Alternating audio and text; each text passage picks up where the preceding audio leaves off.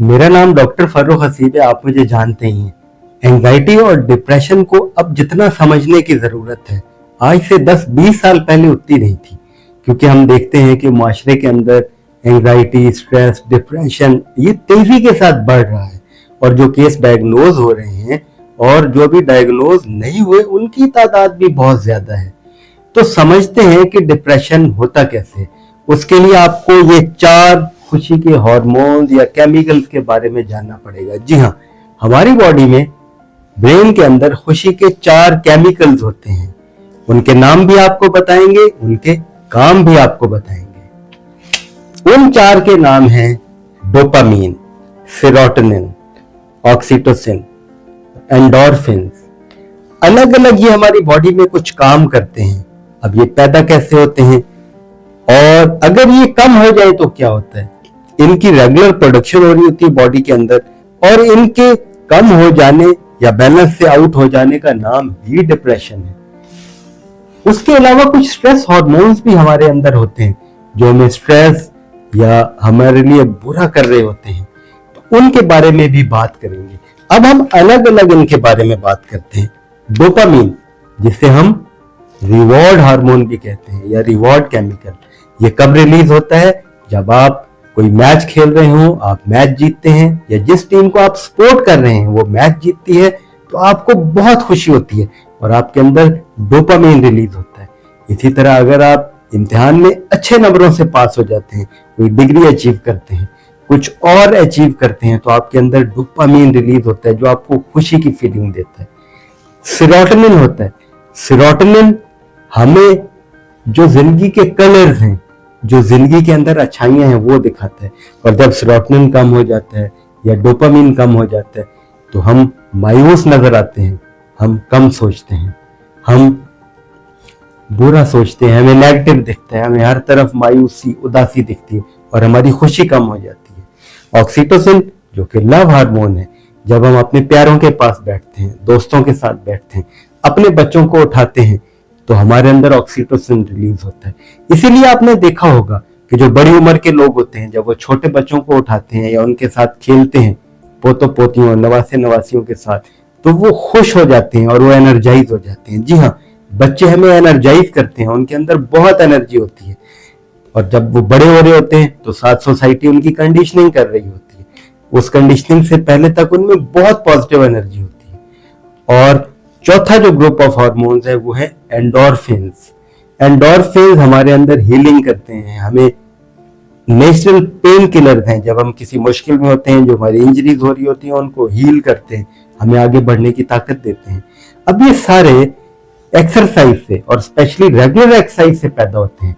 For example, endorphins पैदा होते हैं अगर आप रनिंग करते हैं, जॉगिंग करते हैं, साइकिल चलाते हैं, स्विमिंग करते हैं या और रेगुलर एक्सरसाइजेस करते हैं।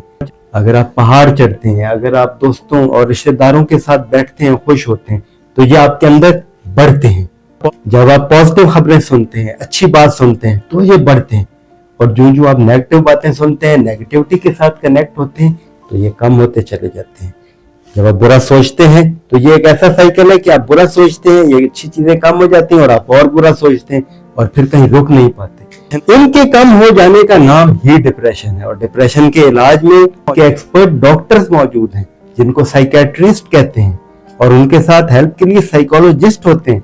वो आपके अंदर छुपे हुए मसले को ढूंढ निकालते हैं कि किस वजह से ये डिप्रेशन हो रहा है, किस वजह से आपके ये अच्छे केमिकल्स कम हो रहे हैं, और आपको वो गाइड करते हैं कि आप कैसे अपने उन अच्छे केमिकल्स के लेवल्स को बढ़ा लें और अपनी जिंदगी को दोबारा रंगीन, खूबसूरत, हेल्दी, हंसता मुस्कुराता और अच्छा कर लें।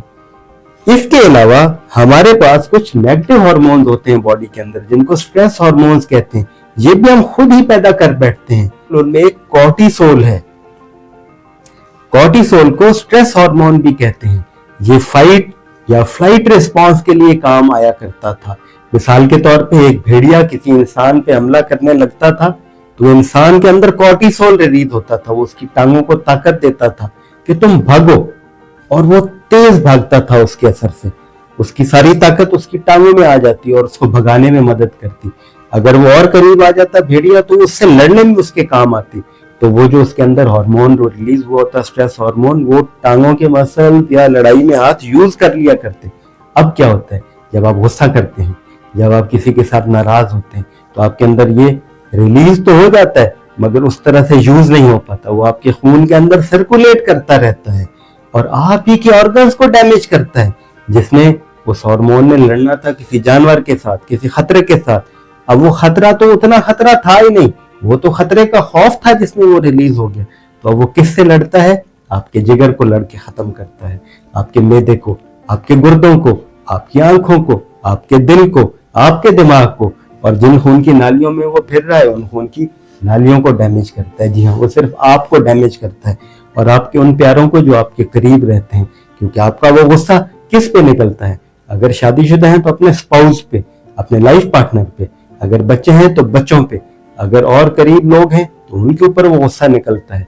तो आपके ताल्लुकात भी खराब होते हैं, आपकी खुशियां भी खराब होती हैं और आप माशरे के अंदर एक लड़ाई झगड़ा मसाइल पैदा करने के फैलाने वाले आहिस्ता आहिस्ता बन जाते हैं। तो अपने खुशी के हार्मोन्स को अच्छा रखिए, अच्छे कामों में इन्वॉल्व होके, एक्सरसाइज करके, अच्छा खा के, हेल्दी रह के, खुश फील करके, और अच्छी एक्टिविटीज, एक्सरसाइज, वॉक, जॉगिंग, दोस्तों रिश्तेदारों में पॉजिटिवली बैठकर, और जो आपके स्ट्रेस हार्मोन्स हैं, जो नेगेटिव हार्मोन्स हैं, उनको कम रखिए। जी हाँ, ये आपके हाथ में है, आप अपनी जिंदगी, अपनी सेहत को बेहतर कर सकते हैं। तो थैंक यू फॉर वॉचिंग। अपना ख्याल रखें, अपने माशरे को रहने के लिए बेहतर जगह बनाते चले जाएं। Thank you.